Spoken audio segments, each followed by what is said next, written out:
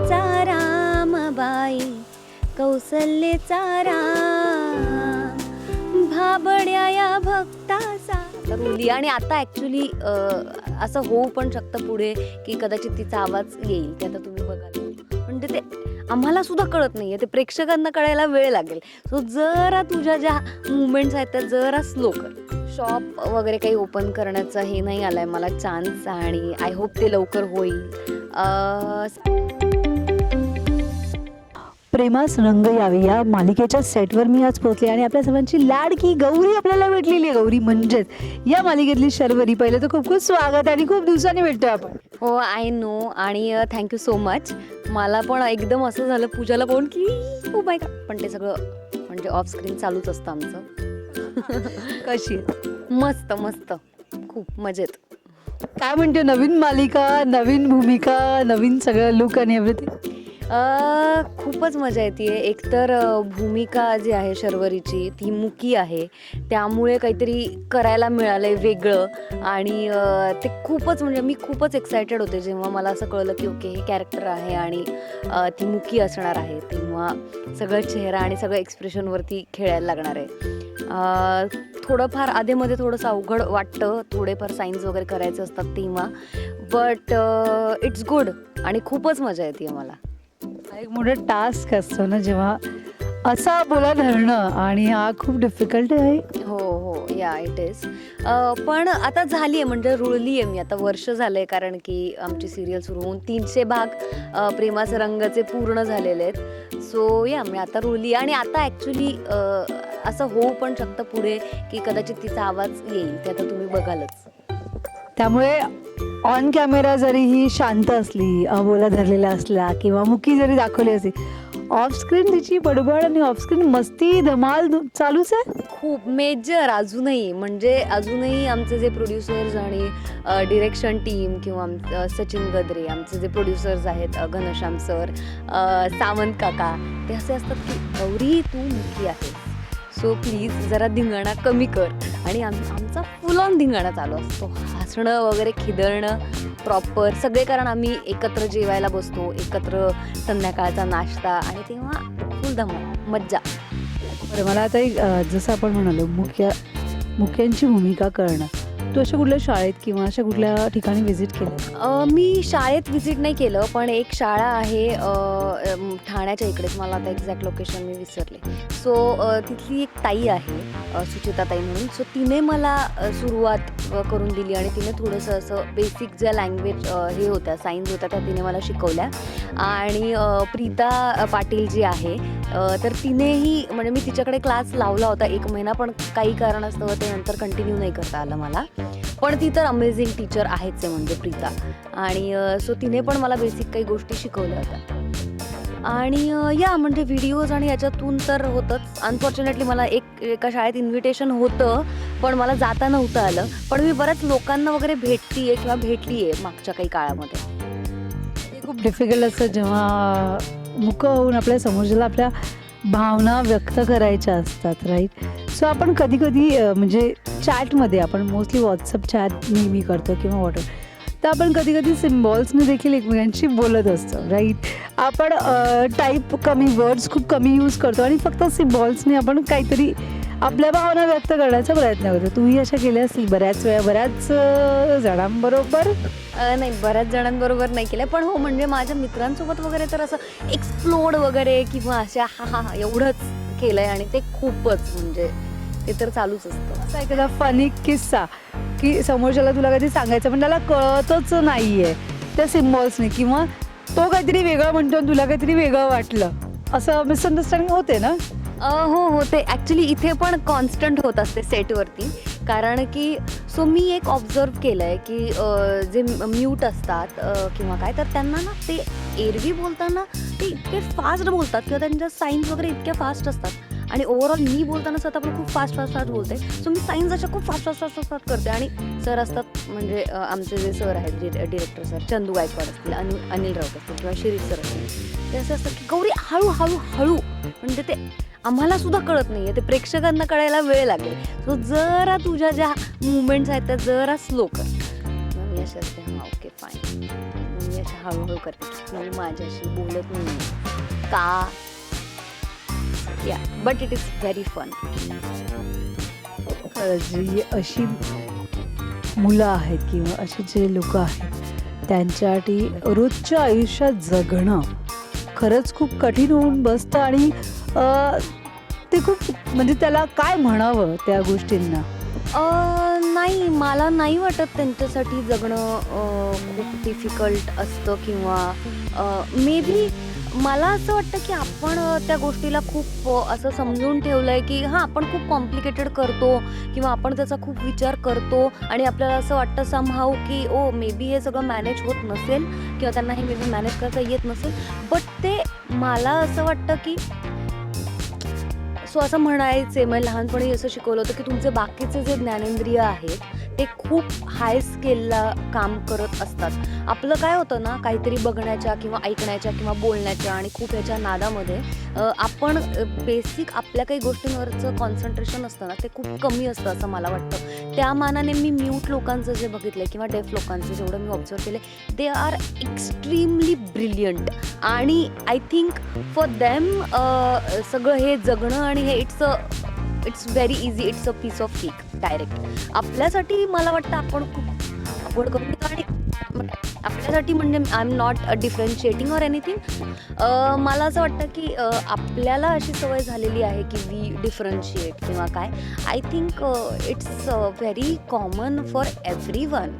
म्हणजे इवन कोणतेही लोक असतील इट्स व्हेरी कॉमन. आणि मी असे खूप लोक बघितलेले आहेत माझ्या आयुष्यामध्ये की ज्यांना मे बी ते बोलतायत आणि त्यांना ऐकू येतं आणि हे तरी पण ते नाही आहेत. म्हणजे they are not very clever असे मी बघितलेले आहेत माझ्या आजूबाजूला. सो या पण मला असं नाही वाटत की या कुठल्या गोष्टींमुळे कोणाचंही जगणं किंवा कुठलीही गोष्ट खूप अफेक्ट होते.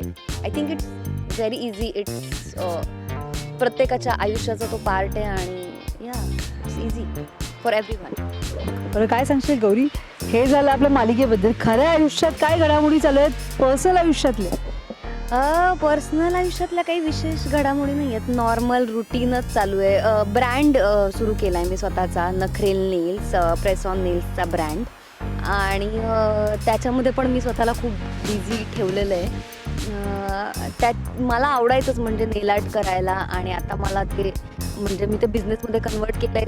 ही सगळ्यात मोठा बदल होता मागच्या काही काळामध्ये माझ्या आयुष्यातला. आणि हां बस आत्ता सध्या तरी एवढं. नेल आर्ट जे करतेस तू स्वतः सगळं करतेस की शॉप काय ओपन केलंयस काय? अनफॉर्च्युनेटली अजून शॉप वगैरे काही ओपन करण्याचा हे नाही आलाय मला चान्स आणि आय होप ते लवकर होईल. सध्या मी स्वतःच करते आणि एक खुशी म्हणून माझी मैत्रीण आहे खुशी गोरे म्हणून, अमेझिंग नेल आर्टिस्ट आहे. सो ती पण माझ्यासोबत असते आणि आम्ही दोघी मिळून करतो.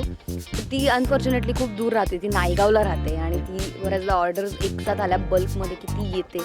पण सध्या थोडंफार स्वतः. आणि आम्हाला जर नेल आर्ट म्हणजे प्रेक्षकांपैकी कोणाला करायचं असेल तर कसं कॉन्टॅक्ट करायचं आणि कसं कोण कुठे कसं भेटणार? Yes, so it's an online store. तुम्ही डायरेक्ट इन्स्टा पेजला मेसेज करायचा. मी स्वतःच ते पेज हँडल करते आणि मी तुम्हाला फक्त नेल साईज मागणार. It's very easy. एक व्हिडिओ मी पाठवते आणि त्याने टेप जी असते आपल्याकडे सगळ्यांच्याच घरी असते चिकटपट्टी, ती घ्यायची, त्याने मोजायचं आणि नॉर्मल स्केलने किती ते मिलीमीटर आहे नेलचा साईज तो मला पाठवायचा आणि मग मी डायरेक्ट पूर्ण पॅकेटच त्यांना पाठवते. त्याच्यामध्ये इन्स्ट्रक्शन मॅन्युअल असतं ज्याने सांगितलं जातं की ते ग्लूने कसं चिकटवायचं आणि काय काय आधीच्या सगळ्या प्रोसिजर्स आहेत.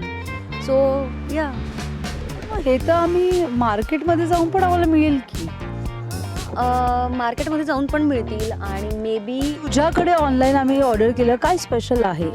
क्वालिटीच स्पेशल आहे आणि I am very proud of it. मला असं वाटतं की तेवढ्या कमी बजेटमध्ये म्हणजे इतकं pocket friendly plus good quality plus त्याच्यामध्ये म्हणजे अशा बऱ्याच गोष्टी येतात. एक ग्लू येतो, ग्लू टॅब्स येतात. सो मला नाही वाटत दुसरा कुठलाही मार्केटमधला ब्रँड ह्या दोन्ही गोष्टी देतं इतक्या पॉकेट फ्रेंडली ह्याच्यामध्ये. किती आहे? बेसिक असं खूप नाही आहे. किती तरी? पूजा तुम्हाला मेसेज कर इन्स्टाला. बघितलं, असे हे फॉलोअर्स वाढवतात. कळलं तुम्हाला कसे फॉलोअर्स वाढवतात असेही. नाही, पण मला ऑनेस्टली स्पीकिंग मला कधीच अशी गरज नाही पडली आहे to shout out or anything. मला आय फील टॅलेंट बोलताय आपका भाई. नाही, आय फील सो लकी आणि सो ग्रेटफुल की माझं फॅन फॉलोईंग आणि ओव्हरऑल सगळे जी लोक मला फॉलो करतात ते इतके चांगले आहेत. आणि आय फील सो लकी की मला माझं जेव्हा पेज मी सुरू केलं सप्टेंबरमध्ये, मला कसल्याच प्रमोशनची किंवा काहीच गरज नाही पडली. बिकॉज लोकांनी इतकं रिशेअर केलं त्या पेजबद्दलची माहिती, मला इतक्या लोकांनी कॉंग्रॅच्युलेट केलं. So I feel so lucky आणि I am very grateful to all of you की तुम्हाला म्हणजे तुमचं माझ्यावर एवढं प्रेम आहे. त्याच्यामुळे डिझाईन्समध्ये काही वेगळ्या डिझाईन्स तुझ्याकडून आम्हाला पाहायला मिळतील किंवा की म्हणजे नॉर्मल जे सगळीकडे आजकाल मिळतात त्याच्यापेक्षा हटके काही डिझाईन्स तुझ्या काही आहेत? हटके म्हणण्यापेक्षा मी कस्टमाइज करून देतेच. सो कोणाला काहीतरी वेगळं एक डिझाईन हवं आहे जे पेजवरती अवेलेबल नाही आहे तर ते पण मी बनवून देतेच. आणि अगदीच एखादं इम्पॉसिबल असेल तर मी तसंही सांगते आणि मग मी ते प्रॉडक्ट्स आणते. कारण की मोस्ट ऑफ द टाईम असं होतं की खूपदा क्रॉफर्डला वगैरे जाऊन किंवा कुठे जाऊन प्रॉडक्ट्स आणणं ते शक्य होत नाही. मग जे असतात एखाद्या मार्केटमध्ये अवेलेबल ते आणावे लागतात.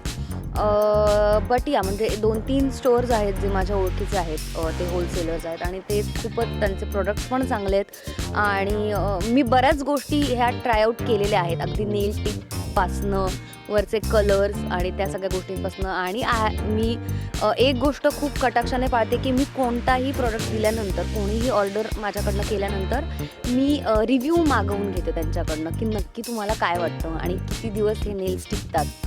सो आय थिंक माझे एक तर नाशिकचं माझं पहिलीच जी ऑर्डर होती त्या मुलीचे नेल्स एक साधारण 1 महिन्याच्या आसपास होते आणि हललेही नव्हते. आणि या म्हणजे तेवढं ह्याच्यामध्ये इतके चांगले नेल्स. बरं, त्याने तुमच्या नेल बेडला काही प्रॉब्लेम होत नाही.